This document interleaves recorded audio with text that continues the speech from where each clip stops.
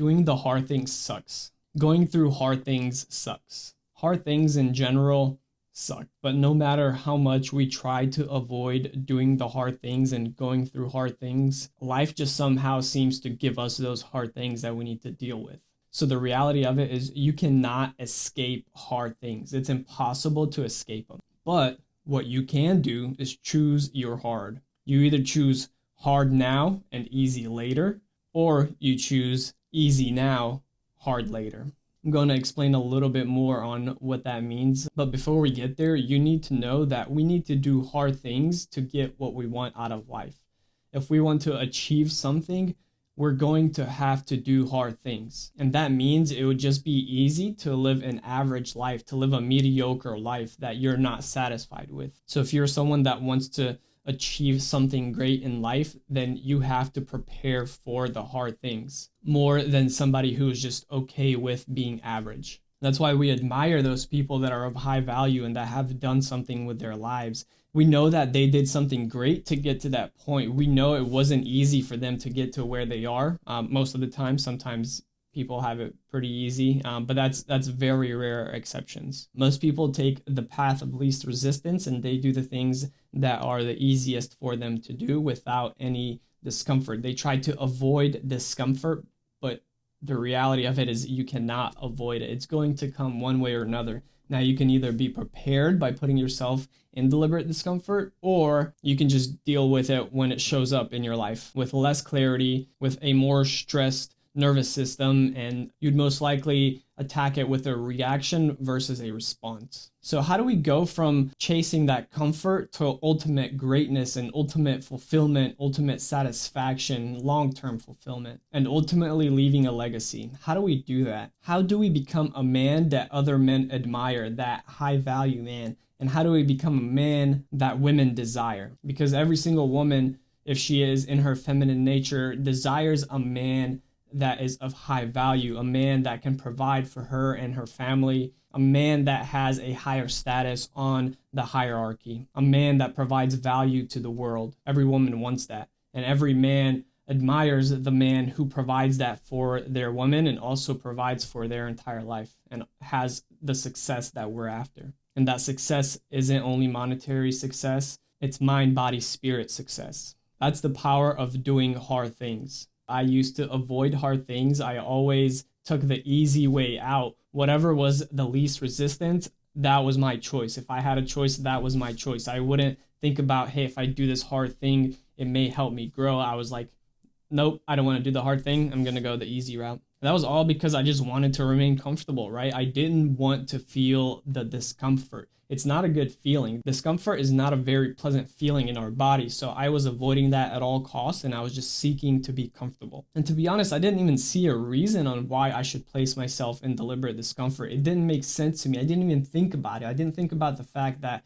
hey, if you place yourself in deliberate discomfort, you'll be more prepared to deal the uncomfortable things that life throws at you, which inevitably it will. I didn't think that way. I just thought that life was supposed to be easy. I was supposed to just take the easy route and enjoy life, right? That's what I thought it was. I always took life as a joke. I never took it as something seriously because I didn't realize the significance of this existence that we're living right now. And if I just continued living the life of least resistance, the life of comfort, the life of instant gratification, I would have just remained average, because that's what happens to people that avoid doing hard things. They just remain average. They do the thing that in their mind makes sense, and that's what they stick with. They don't try to challenge their beliefs. They don't try to step out of their comfort zone because they are seeking the comfort. That's why they're average, because average people choose comfort. In my opinion, that's a mediocre lifestyle. That's mediocre. I don't want to live that life. I don't want a life of, hey, this is what I know and that's it for the rest of my life. I want to continue expanding. I want to continue growing in all aspects of my life. I don't want to stick to one type of meal that I'm used to and eat it for the rest of my life, or a menu of different foods that I know and that menu stays the same for the rest of my life. I don't want that.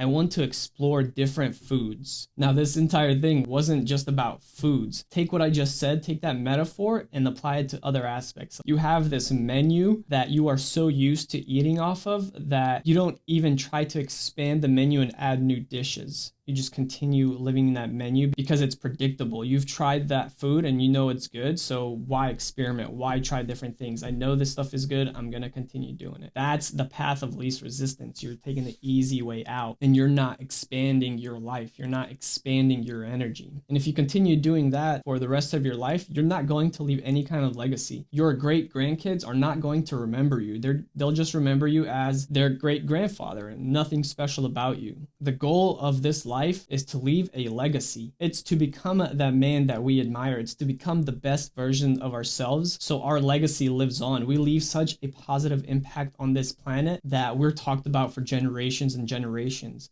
Not because we want to be talked about, it's because we want to leave a positive impact. We want people to talk about us in a way that signifies that this person provided a lot of value to the world. And that's what it's about. That's what the legacy is about. It's about leaving that positive impact. But if you don't do that, nobody's going to remember you. Nobody's going to talk good about the things that you've done in their lives. If you just worry about yourself, if you just worry about taking the path of least resistance, you're not going to become that person that is remembered. Nobody's going to look up to you. They have no reason to look up to you. Your kids are not going to look up to you. Your wife is not going to look up to you, and others won't look up to you. Why would they? Why would they look up to somebody that takes the easy way out when that's the meaning of average? Why would anybody look up to something that's average? And the worst part about doing that is you'll get to your deathbed living with regret. You'll regret that you didn't do those hard things. You'll regret that you took the easy way out. You'll regret that you didn't push yourself to the limits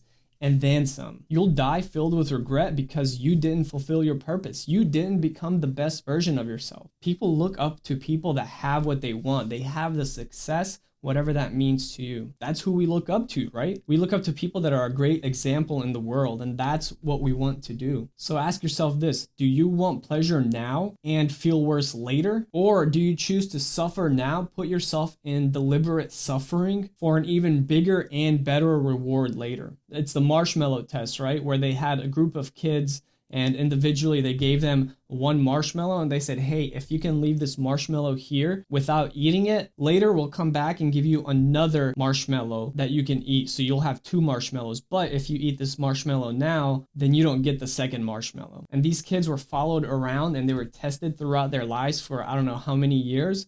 But what they found out is that the kids who chose to suffer now, meaning they chose to not give in to the temptation of the marshmallow, the first marshmallow, they overall did better in life. So because they waited for a bigger and better reward later on, by enduring that suffering, their lives were so much better in all aspects. So immediate gratification has a negative effect on our future.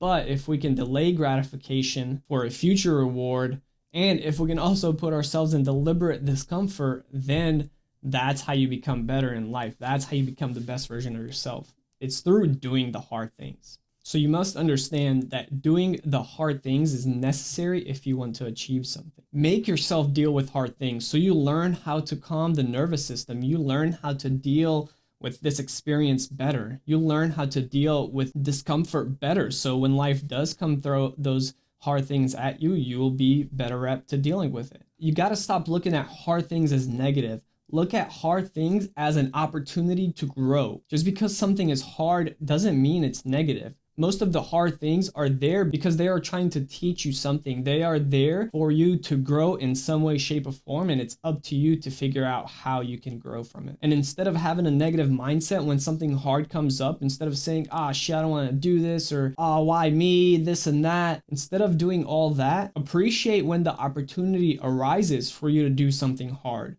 Appreciate the fact that, hey, life is giving me this opportunity to grow. Now it's up to me to give in to the resistance, or it's up to me to rise above the resistance and do the hard thing. And the good news is that majority of people are lazy, soft, and they lack discipline. So if you can just delay gratification and do the hard things now, you've already won. If you can do that consistently, you've already won. Now, not everybody is interested in becoming the best version of themselves.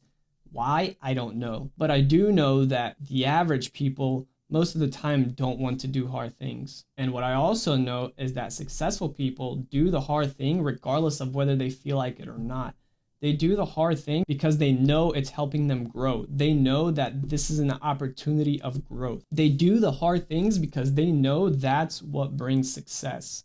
Doing the hard things will bring success 100% of the time. Now it's up to you to do the work and do the correct work, do the right work, the work that actually makes sense. And if you place yourself in deliberate discomfort, you'll become 1% better every single day. And ultimately that leads to a life of fulfillment, becoming the best version of yourself and ensuring that you are providing value to the world. So if you don't already have a practice of deliberate discomfort on a daily basis, I highly urge you to create one. That practice could be anything that you think is hard. That practice could be going for a walk if that's hard for you. That practice could be going for a 1 mile hike if that's hard to you. That practice could be taking cold showers because you don't like the cold. That practice could be doing yoga because your body's not flexible and it's hard for you to get in those poses. That practice could be going to the gym because tearing up the fibers of your muscles doesn't feel good to you. If you're not doing any of these things, pick one thing that is hard for you. I can't tell you what's hard for you. Maybe you enjoy hiking for a mile. Maybe you enjoy taking cold showers. If it's something you enjoy, great, keep doing it.